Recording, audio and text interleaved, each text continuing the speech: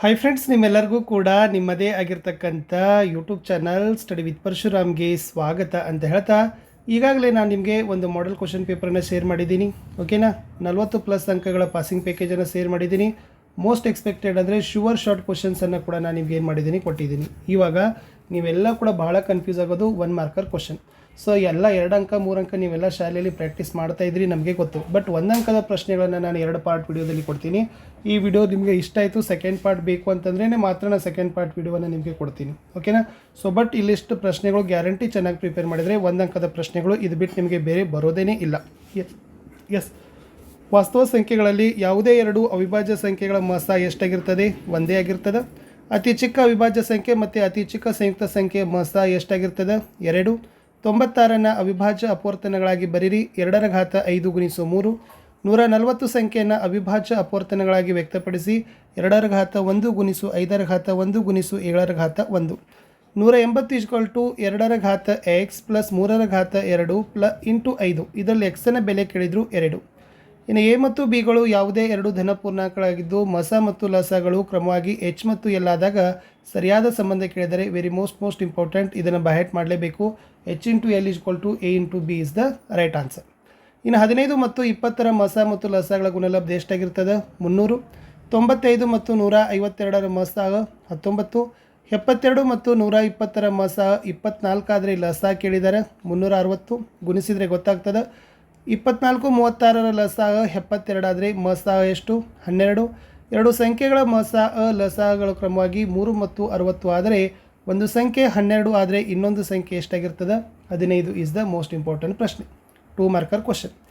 ರೇಖಾತ್ಮಕ ಬಹುಪದೋಕ್ತಿಯ ಆದರ್ಶ ರೂಪ ಗೊತ್ತಿರಲಿ. P of x = ax1 + b, a is not equal to 0.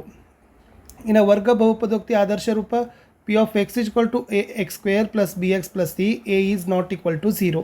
ಘನ ಬಹುಪದೋಕ್ತಿಯ ಆದರ್ಶ ರೂಪ P of x = ax³ + bx² + cx + d, a is not equal to 0. ರೇಖಾತ್ಮಕದ ಮಹತ್ತಮ degree 1, ವರ್ಗಾತ್ಮಕದ ಬಹುಪದೋಕ್ತಿಯ ಮಹತ್ತಮ ಘಾತ 2, ಘನ ಬಹುಪದೋಕ್ತಿಯ ಮಹತ್ತಮ ಘಾತ 3. ಇದು ನಿಮಗೆ ಫೇವ್ರೇಟಾಗಿ ಗೊತ್ತೇ ಇದೆ. ಇನ್ನು ಒಂದು ವರ್ಗ ಬಹುಪದೋಕ್ತಿಯ ಗರಿಷ್ಠ ಶೂನ್ಯತೆಗಳ ಸಂಖ್ಯೆ ಎಷ್ಟಾಗಿರ್ತದೆ? 2 ಆಗಿರ್ತದೆ. P of x = 2x² - 3x + 4x³ - 6. ಈ ಬಹುಪದೋಕ್ತಿಯ ಮಹತ್ತಮ ಘಾತ ಅಂತ ಕೇಳಿದ್ರು ದೊಡ್ಡ ಘಾತ ಸೂಚಿ ಯಾವುದು? 3 ಅದ. ಸೊ 3 ಅಂತಲೇ ಬರೀರಿ. ಇಲ್ಲಿ y = P of x ನಲ್ಲಿ ಬಹುಪದೋಕ್ತಿಯ ನಕ್ಷೆಯಲ್ಲಿ ಬಹುಪದೋಕ್ತಿಯ ಶೂನ್ಯತೆ ಇಲ್ಲಿ 1 ಸರಿ ಅದ, ಇಲ್ಲಿ 2 ಸರಿ ಅದ. 2 ಸರಿ ಶೂನ್ಯತೆಗಳನ್ನು ನೀವೇನು ಮಾಡಬೇಕಿತ್ತು? ತೋರಿಸಬೇಕಿತ್ತು. ಇನ್ನು P of x = x² - x + k. ಈ ಬಹುಪದೋಕ್ತಿಯ ಒಂದು ಶೂನ್ಯತೆ 2 ಆದರೆ k ನ ವ್ಯಾಲ್ಯೂ ಕೇಳಿದ್ದಾರೆ -2. P of x = 2x² - 2x - 8 ಆದರೆ ಬಹುಪದೋಕ್ತಿಯ ಶೂನ್ಯತೆಯ ಮೊತ್ತ. ಸೊ ಶೂನ್ಯತೆಗಳ ಮೊತ್ತ ಆಲ್ಫಾ + ಬೀಟಾ = 2.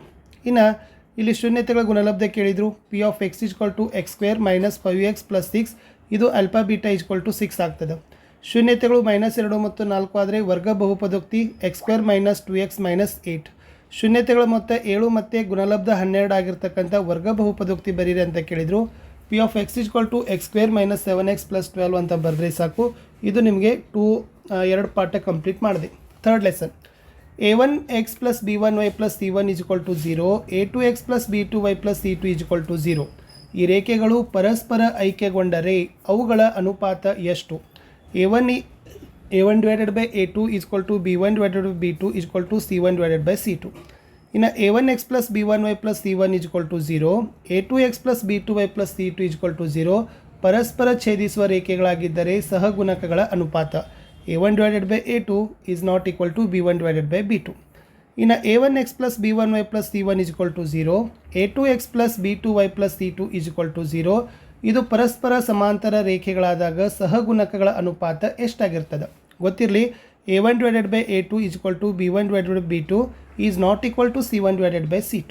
ಇನ್ನು next a2x + 3y - 9 = 0, 4x + 6y - 18 = 0. ಈ ಸಮೀಕರಣಗಳನ್ನು ಪ್ರತಿನಿಧಿಸುವ ರೇಖೆಗಳು ಎಂಥವಾಗಿರ್ತವೆ? ಐಕ್ಯವಾಗಿರ್ತವೆ. ಇನ್ನು x + 2y - 4 = 0, 2x + 4y - 12 = 0. ಈ ಸಮೀಕರಣದ ಪ್ರತಿನಿಧಿಸುವ ರೇಖೆಗಳು ಹೇಗಿರ್ತವೆ? ಸಮಾಂತರ. ಇನ್ನು 2x - 5y + 4 = 0, 2x + y - 8 = 0. ಈ ಸಮೀಕರಣದ ರೇಖೆಗಳು ಛೇದಿಸೋ ರೇಖೆಗಳೇನೇ ಆಗಿರ್ತವೆ. ಸೊ ಈ ಥರ ನಾನು ಎಲ್ಲ ಪ್ರಶ್ನೆಗಳನ್ನ ಕೊಟ್ಟಿದ್ದೀನಿ ಫ್ರೆಂಡ್ಸ್. ಸೊ ಖಂಡಿತವಾಗಿ ನೀವು ನಾಳೆನೇ ಎಕ್ಸಾಮ್ ಇದೆ. ಸೊ ನನಗೆ ಇನ್ನಷ್ಟು ಪಾಠಗಳನ್ನ ಹೇಳಬೇಕಾಗಿದೆ. ಸೊ ಅದಕ್ಕಾಗಿ ತಾವೆಲ್ಲರೂ ಕೂಡ ಪಾಸ್ ಮಾಡಿಕೊಂಡು ಈ ಪ್ರಶ್ನೆ ಮತ್ತು ಉತ್ತರಗಳನ್ನ ಒಂದೇ ಸಾರಿ ನೀವೇನು ಮಾಡಬೇಕಪ್ಪ ಅಂದರೆ ಪಾಸ್ ಮಾಡಿ ನೋಡ್ಕೊಳ್ಳೇಬೇಕು. ಇದು ಭಾಳ ಮೋಸ್ಟ್ ಇಂಪಾರ್ಟೆಂಟ್ ಇದೆ. ಸೊ ಇದು ಕ್ವಶನ್ಸ್ ಇದ್ದಾವೆ ನೋಡಿ, ಓಕೆನಾ. ಸೊ ಭಾಳ ರಿಪೀಟೆಡ್ ಆಗಿರ್ತಕ್ಕಂಥ ಕ್ವಶನ್ಸ್. ಸೊ ಫಸ್ಟ್ ನಾನೀಗ ನಿಮಗೆ 9 ಪಾಠಗಳ ಉತ್ತರಗಳನ್ನು ಕೊಡಬೇಕಾಗಿದೆ. ಸೊ 9 ಪಾಠ. ಸೊ ಟೋಟಲ್ 200 ಪ್ರಶ್ನೆಗಳಿದ್ದಾವೆ, 200 ಪ್ರಶ್ನೆ. ಸೊ ಅದಕ್ಕಾಗಿ ಹೇಳ್ತಕ್ಕಂಥದ್ದು ಒಂದು ಕಠಿಣ. ವರ್ಗ ಸಮೀಕರಣದ ಆದರ್ಶ ರೂಪ x² + bx + c = 0. ಸೊ ಆದರ್ಶ ರೂಪ ಕೇಳಿದ್ದಾರೆ, ಅದನ್ನು ಕೂಡ ನೋಡ್ಕೊಡ್ರಿ. ಇದು ಕೂಡ 51ವರೆಗೆ ಪ್ರಶ್ನೆಗಳಾಯಿತು. ಇನ್ನು 52ದಿಂದ 65ವರೆಗೆ ನೋಡಿ ವರ್ಗ ಸಮೀಕರಣದ ಮೂಲಗಳ ಬೆಲೆ, ಆಮೇಲೆ ಶೋಧಕ ಬೆಲೆ. ಸೊ ಶೋಧಕ ಡೆಲ್ಟಾ b² - 4ac. ಅದು ನಿಮ್ಮೆಲ್ಲರಿಗೂ ಕೂಡ ಗೊತ್ತಿದೆ, ಅದು ಬಂದೇ ಬರಬೇಕಾಗಿರ್ತಕ್ಕಂಥ ಒಂದು ಪ್ರಶ್ನೆ. ಇಟ್ಸ್ ವೆರಿ ಮೋಸ್ಟ್ ಇಂಪಾರ್ಟೆಂಟ್ ಆಗಿರ್ತಕ್ಕಂಥ ಪ್ರಶ್ನೆ. ಇನ್ನು ನೆಕ್ಸ್ಟ್ ವರ್ಗ ಸಮೀಕರಣದ ಶೋಧಕದ ಮೇಲೆ ಇದ್ದಾವೆ. ಸೊ ಇದು ಕೂಡ ಶೋಧಕಗಳ ಸ್ವಭಾವಗಳ ಮೇಲೆ ಇರ್ತಕ್ಕಂಥ ಪ್ರಶ್ನೆ. 63 ಕ್ಲಿಯರ್ ಆಯಿತು. 5ನೇ ಪಾಠಕ್ಕೆ ಬರ್ತೀನಿ, ಸಮಾಂತರ ಶ್ರೇಣಿಗಳು. ಸೊ ನೋಡಿ, ಮೊದಲ ಪದ n ಸಾಮಾನ್ಯ ವ್ಯತ್ಯಾಸ d ಆದಾಗ n ಪದ ಕಂಡುಹಿಡಿತಕ್ಕಂಥ ಸೂತ್ರ ಕೇಳಿದರು. an = a + n - 1 × d ಗೊತ್ತಾಗ್ತದೆ. 8 5 2 - 1ರಲ್ಲಿ ವ್ಯತ್ಯಾಸ, 5ರಲ್ಲಿ 8 ಕಳೀರಿ -3 ಬರ್ತದೆ. ಆಮೇಲೆ n ನೇ ಪದ an = 3n - 2 ಆದಾಗ 9ನೇ ಪದ. ಅಲ್ಲಿ ಏನು ಬರೀಬೇಕಂದ್ರೆ n ಇದ್ದಲ್ಲಿ 9 ಹಾಕಬೇಕು. Okay, so 3 ಬರ್ಕೊಡ್ರಿ. n ಇದ್ದಲ್ಲಿ 9 ಆಗಲಿ, -2 3 9 27, 27ರಲ್ಲಿ 2 ಹೋದರೆ 25 ಬತ್ತು. 25 ಅನ್ನೋದು ಉತ್ತರ ಇದೆಯಾ? ಎಸ್. ಈ ಥರ ಇದನ್ನು ಏನು ಮಾಡಬೇಕು, ಬಿಡಿಸ್ಬೇಕು.